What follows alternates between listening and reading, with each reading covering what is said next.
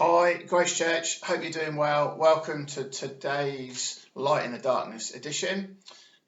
These are unprecedented days, almost goes without saying, and I believe that God is teaching His church a number of things. And one of those things is how to pray. And He's stripping us back to the bare necessities and just reminding us again of the importance of prayer, and I believe the importance of praying and fasting. Fasting is a gift from God that He gives us.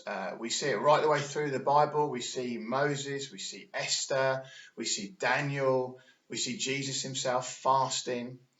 Jesus would say, when you fast, it was something that He would kind of expect followers of His to do. You see the early church doing it. And fasting isn't a hunger strike. It's not trying to somehow pull the wool over God's eyes.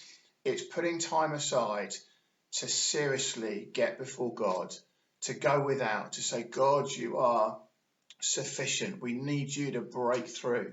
And at this time, I want to call Grace Church to a day of prayer and fasting tomorrow, Thursday, where we're going to pray for three main things. First thing, we're going to pray for the coronavirus curve to be halted, for cases to go down. We're going to pray for God to move mightily across this nation. And more specifically, we're going to pray for God to move mightily across this Easter weekend, as we invite those to the community quiz Saturday night, and particularly on Sunday morning to the Easter service. We're going to preach the gospel, go for response. We want to pray that people start following Jesus on Easter Sunday 2020. So they're the three things we want to pray for and pray about on our day of fasting tomorrow. There's different ways of fasting. I just want to mention three quickly. The main way really is a normal fast to go without food. That might be all day, it might be for a meal, it might be for 2 meals. Do remember to drink regularly, particularly water.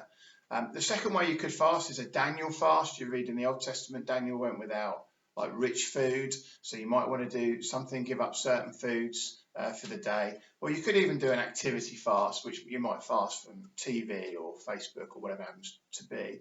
The main point though is to free up time in our diary, but also our heart and mind, to spend time with God, to plead with Him for breakthrough in these three areas. So maybe you've never fasted before. It's not easy. I'm actually fasting today because tomorrow is Gideon's 11th birthday and we've got a family meal, so I'm doing it today.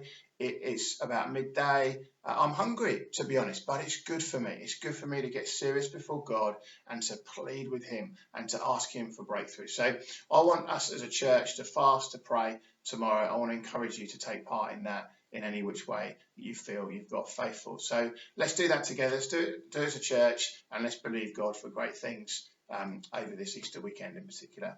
God bless. See you soon.